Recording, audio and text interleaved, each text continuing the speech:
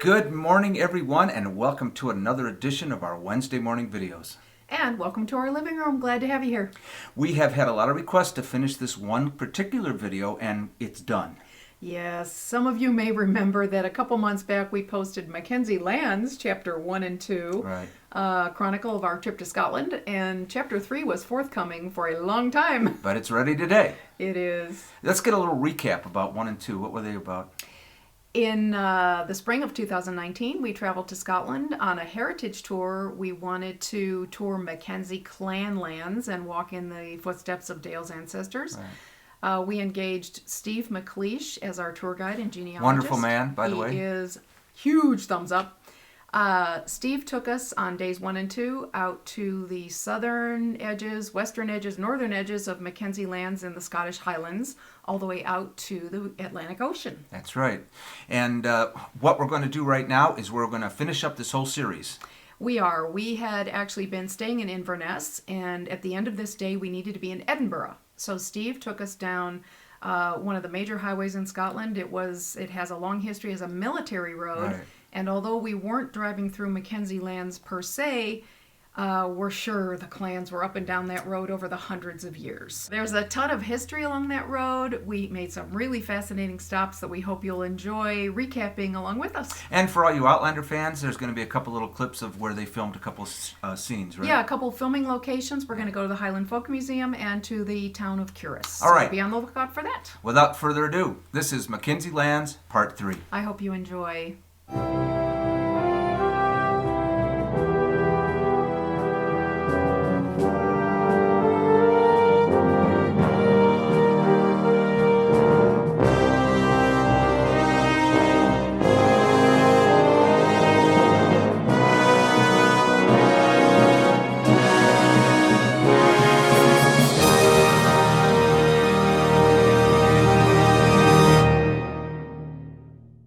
Our day began in the charming capital of the Highlands, Inverness.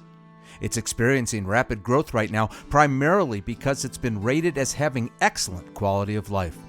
Well worth spending some time here. We just loved our stay in Inverness.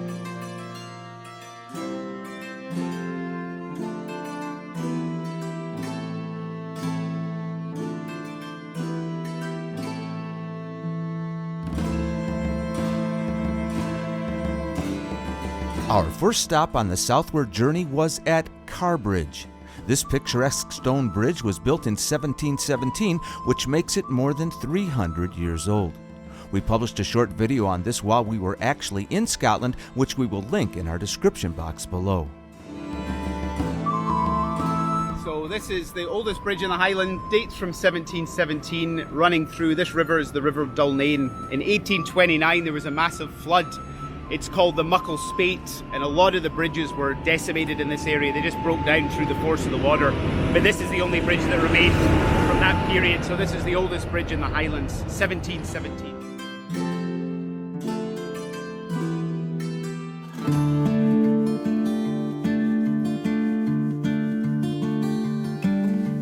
So this kind of village, Dale, this is how your ancestors would have been living before they went over to the New World, over to North America in the 18th century. So you'll see a big contrast between living up here in the Highlands and down in Edinburgh, where we're going as well. But this is a authentically reconstructed Highland township.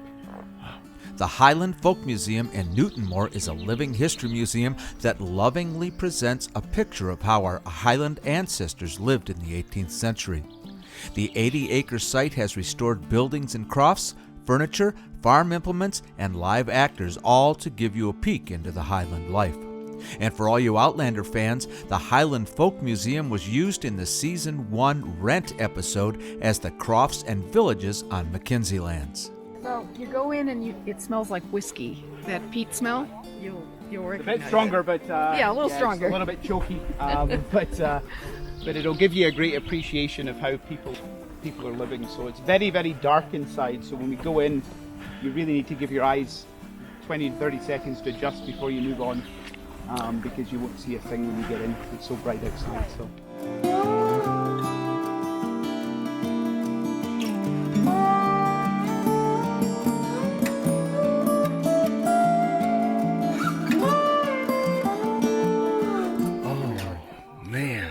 So Smell that peat smell, Dale? this is how your ancestors would have been living. Now, down here, it flattens down. So it is. Okay, just to explain what's happening here, this is the inside of a house. They burned peat for fuel to be used for cooking, heating, and even a small amount of light. This fire was just started because the museum had just opened, but what happens is, after a time, the peat smoke rises to a point where you can keep your head below the smoke and you breathe just fine. Now, was this healthy back then? I would say not, but that's just how they lived. I can also say that those clothes smelled of burning peat long after we returned to the States. This building in here, no peat in here, this is all open. This is the byre, like a milking byre, effectively, for the animals. Obviously, you're going to do everything as comfortable as possible and keep the weather off you if you can. Go for it, Dale. Watch your head there. Now this is all the more tragic. Now you think, Dale, inter-clan battle, you take over an area, what do? You take your wee torch and you burn these buildings to smithereens. So that's a huge, you think how long it would have taken to build a house like this? It can go up in flames very quickly. And this is what happened after the Culloden period as well. The British Army in retribution would come into a lot of the Jacobite-leaning townships and they would destroy all the buildings. Now that's several years' work for someone up in flames immediately. So you've got look at that's tinder. Painstakingly made. Exactly. From everything they've got around them. Exactly. Basically, it's made from and your sticks. heather and bracken and your turf. Yeah. Now, the other thing to mention is the time it takes to do this. It's maintenance all the time as well, especially in this climate. You're working all the time, every single day to fix leaks, especially wet, as it does rain in this country occasionally. No. Occasionally, Paula, occasionally. Yeah. So.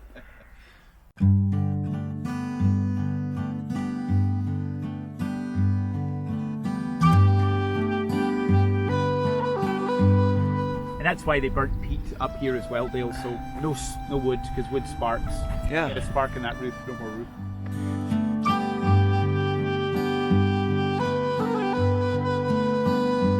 And again, you'll see what I was talking about with the tartans. A lot of the tartans you see in the shops today, they're manufactured newer versions.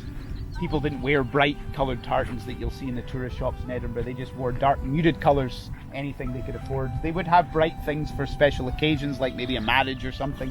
But by and large, people would use very, very muted colours like this down here because they're just dealing with vegetable extracts, anything they can afford to make. As far as a dye. That's why It has been estimated that there are about 3,500 to 7,000 different tartans, with around 150 new designs being created every year. You can almost hear the rhythmic sounds of the loom as the weavers pass alternating bands of thread, advancing one thread over the other after each pass.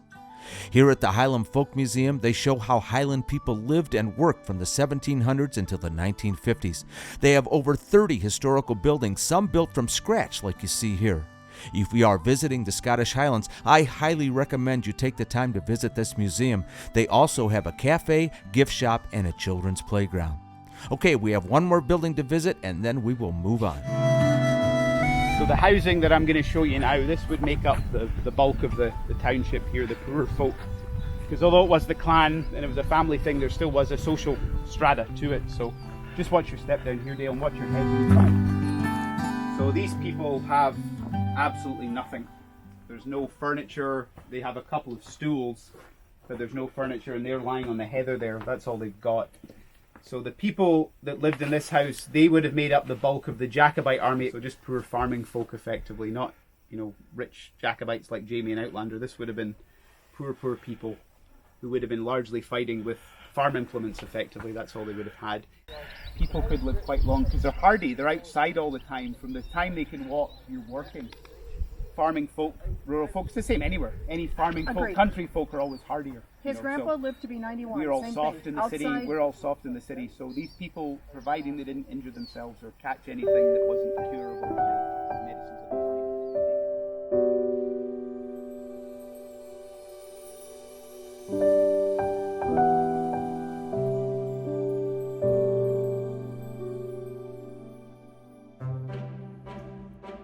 I love gardening, and any excuse to go to a garden center, I am there. But in the UK, the concept of a garden center takes on a whole new meaning. A trip to the garden center is an outing, an excursion, because they don't only have plants and flowers, they have award-winning restaurants and eating spaces in them. They have meat markets, bakeries, homemade jams, and lovely items for your home. This is the House of Bruar, where we stopped for a coffee and a cake. Can you believe this place? We weren't allowed to film inside, but trust me, it was spectacular, as much as this outdoor cafe is.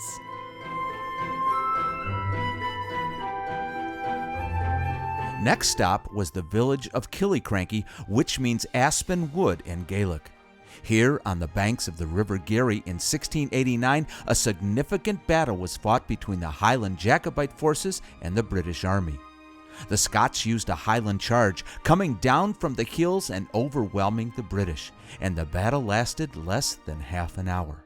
We couldn't get into the building, unfortunately, but we did peek into the windows at the displays of how a Highland soldier of that time would have outfitted himself and the weapons he might have used.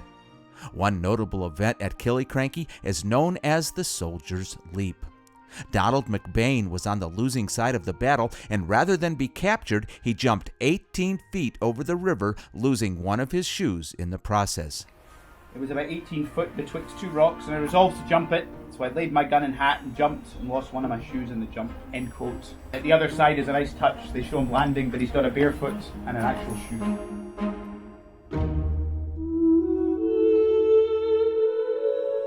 Our last stop of the day was the former royal burgh of Kuras in the Kingdom of Fife. This historic village is believed to have been here since the 6th century, serving as a port city on the Firth of Forth waterway. Since the 20th century, the incredibly unique and historical buildings have been under the care of the National Trust for Scotland and Historic Environment Scotland, preserving them for us to enjoy. And people actually live here, about 400 of them to be exact. Okay, let's take a walk through the historic town of Kuras. We're going to go one of the this is the old centre of the town. Up here is largely 1500s up here, Dale, so right up the middle. Do you love this street? This is unreal. So this is a two-way street, Dale, as well. I come up here in the van. No way. Yeah, two-way. Paula, vouch for me. Two-way.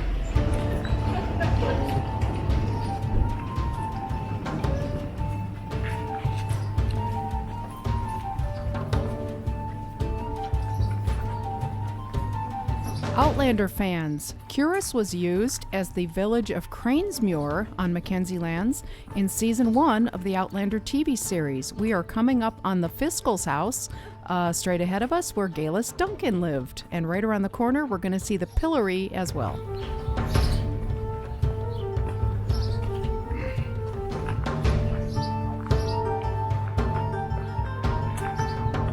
You feel like you're in another century here. So this is where originally in the town, before they moved down there, this is where a lot of the kind of trade of the town and the witch burnings, public execution, humiliation, torture, all that would happen right in front of us here in this little square. This was the town effectively in the kind of 16th century. So a lot of these buildings date from the 1500s and very early 1600s. If you see in the house ahead of us here, there's two little windows right at the top.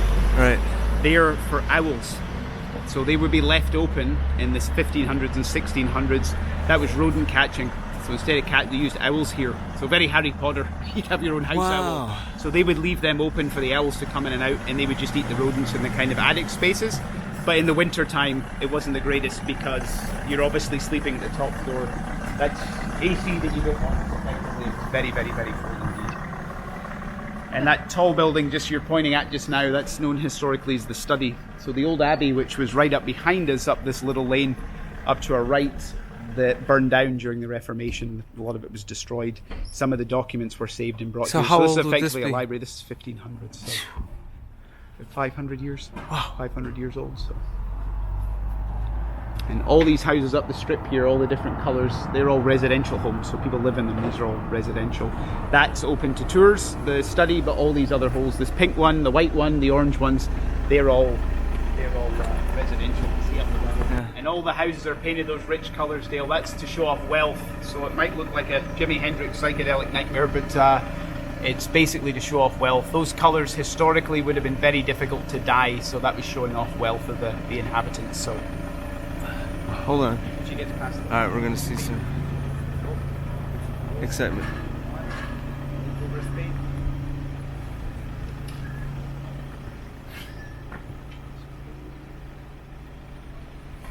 This is rush hour. Watch your right. Hang a left, hang a left. Oh, expertly. Well done. Okay, no one was hurt. No one was burned at the stake. Everything's fine. So Dale, I'll just explain this little trackway you're going down as well. You can see your feet here, it's a lot more smoother. Now this was again the snobbery of the day. This was the posh walk. So if you're a rich person, you walk down this side. If you're a poor person, you struggled in the cobbles here. So if you got caught as a lower class person walking down here, you'd get tortured. Are you serious? They would nail your ear to the post, leave you there, and you'd have to rip your ear off to get away. So this is the posh walk. This is for the rich folk. You're my VIPs, so you guys go right ahead. I'll stop the stairs. So this is your posh walk. Plus it was easier for the horses to get up and down as well. So. Oh. Come in, yeah.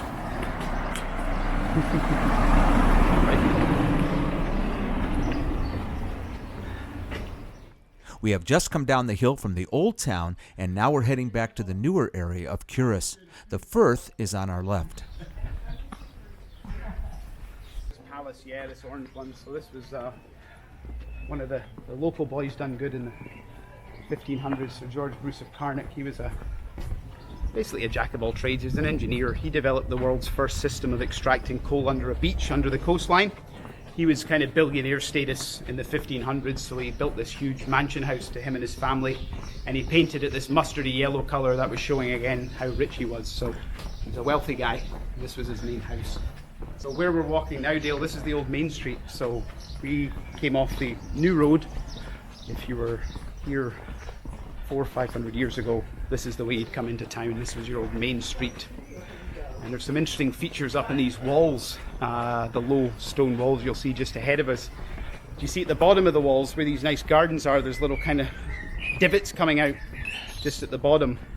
Now these divots were all to stop damage to the iron railings that would have been along these walls. So these little divots down here, if there was an ox and cart coming through here, the wheels would just bounce off them and stay away from the rich folks' iron railings that would have been here. So this was to protect their gates effectively.